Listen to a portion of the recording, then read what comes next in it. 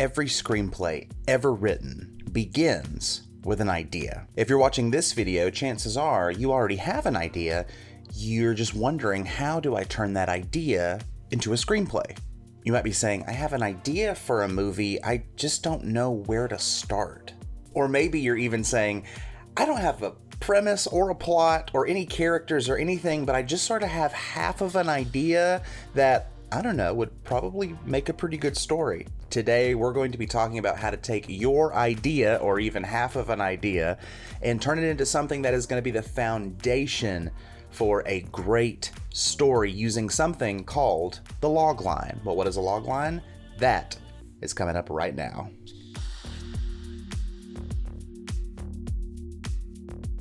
Hi, my name is Matt, and if we're meeting for the first time, welcome to Freedom Film School, where it is my goal to provide you with the knowledge, tools, and the inspiration to become a great on-screen storyteller. So today we're talking about loglines. Well, what is a logline? A logline is a short 1 or 2 sentence teaser that is designed to sell a story. Normally, loglines are designed to get a reader's attention in order for them to read a screenplay or hear your pitch, but I've found that they're actually super useful in the early stages of developing a story idea because they're so good at elevating a premise to a plot. A premise is sort of like a half of an idea, right? Like, for example, you could say, I want to write a movie about a creepy lighthouse. I mean, that's interesting, I guess, but it's not really a plot, is it? What if that same person said this? Near the end of the 19th century, 2 lighthouse keepers find their temperaments and their sanity pushed to the limits. That would be the logline for The Lighthouse, directed by Robert Eggers. Eggers? Is it Eggers?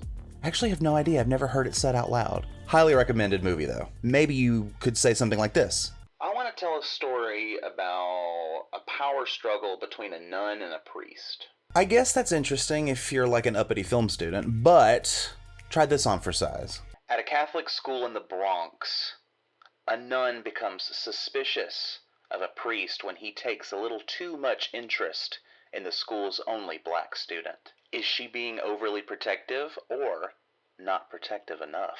See, I hear that, and now I'm going, ooh, that sounds intriguing. Oh, there's a lot going on there. That would be the logline for Doubt, directed by John Patrick Shanley, who also wrote the screenplay and the stage play that this movie was based on. One of my favorite films ever. Essentially, a logline is the little bit of text that you read on a streaming service before hitting play. It doesn't tell the whole story, and it certainly doesn't spoil it, but it definitely lays out enough to gain interest. Because you see, a premise isn't a story, but a plot is. And writing a logline can help you elevate a premise into a plot by answering only 4 simple questions. And I mean it. Right? Answer these 4 questions. Go get a piece of paper or open up a Word document or get your little notes app out and write these questions down and answer them, because it's going to help you develop a logline, which is going to help you develop your story. Question number 1, who is your main character? Number 2, what do they want? Number 3, what is the main opposition to the main character? And number 4, what is the hook? So as an example, let's walk through these 4 questions, answering them for one of my favorite movies, Spider-Man! Spider-Man, Spider-Man, do whatever a spider can. So, question number 1, who's your main character? Who's the main character in Spider-Man? I'll let you answer that one at home. Spider-Man / Peter Parker. Duh, that was easy. All right, next question. What do they want? Now, this is not a character development question, right? Asking those questions when you're developing a character is important, but that's not really what this exercise is about. Answering question number 2 is more about what will unfold over the course of the movie. So, what does Peter Parker want in Spider-Man? Well, after he gets his superhuman spider powers and after the death of his uncle, he begins to live his life as a superhero protecting the good people of New York City. At the same time, he also tries to deal with having a crush on the girl next door, and he has these rising tensions with his best friend, and he's also graduating high school. All of that normal 17-year-old stuff is what he's trying to deal with while he's becoming a superhero. Okay, great. That's a lot. Now, we'll come back to that later and distill it down a bit, but let's move on for now. Question 3, who is the opposition to the main character? Your character wants something, so who or what is trying to stop them? Well, in Spider-Man, it's Willem Dafoe, and he's terrifying. I just realized that Willem Dafoe is in 2 of the movies that I'm talking about in this video.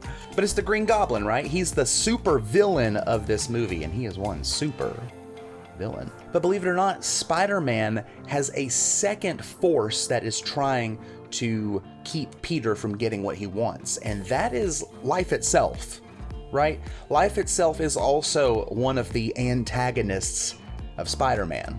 So we're going to keep both of those things in mind, the Green Goblin and the existential dread of living life, as both of the villains in this movie. And we'll move on to question 4. What is the hook?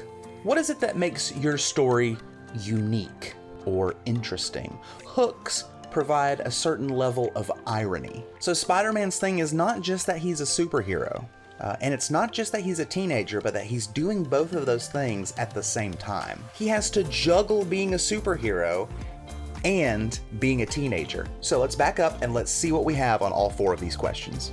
Peter Parker is a 17-year-old geek who becomes a superhero after being bitten by a spider.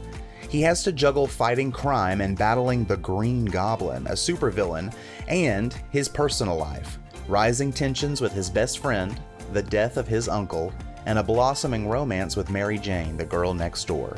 That's pretty good. That is the beginning of your logline. However, it's still pretty long, so let's distill it down even further. One of the best ways to do this at this step after you've answered those 4 questions is to use this template.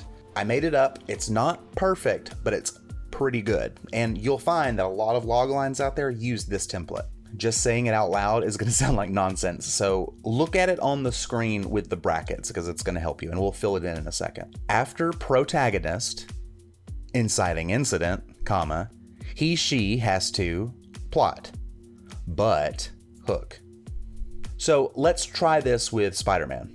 After the nerdy Peter Parker becomes a superhero with the powers of a spider, he becomes New York City's teenage crime fighter, where he has to learn to juggle battling supervillains and his personal life/relationships, which might even be scarier.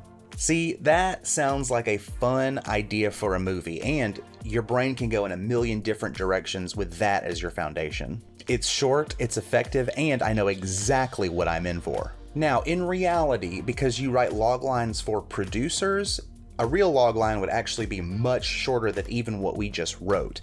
But because of this exercise, because we're using it to develop a story, it doesn't actually have to be that short. Like, for example, Spider-Man's logline, if you were delivering the script to a producer, might actually read something like this. A nerdy high school student becomes a superhero with the powers of a spider overnight, and must learn to juggle battling supervillains and the personal life of a teenager. But today we're using loglines to develop your story. We can sell it to a producer later after you finished it. By using these 4 questions, you really can start a great foundation for a story and build upwards from there. So, what is your idea? What is your premise? Can you develop that premise into a logline using those 4 questions? Leave it in a comment below. I'm totally serious. Down in the comments, leave your premise and write a logline. I try to answer every single comment that I get on this video, and I'm happy to help you along. Remember your 4 questions. Here they are again. Who is your main character? What do they want? What is the main opposition to the main character? And what is the hook? Remember, the best way to become a filmmaker is to just go out there and make films. You become a filmmaker when you decide you are one. So, thanks for watching, filmmakers. If you got value from this video, please give it a big ol' thumbs up and hit the subscribe button to enroll in Freedom Film School. Don't worry, tuition is absolutely free. You're welcome. That's all for now, but until next time, class is dismissed.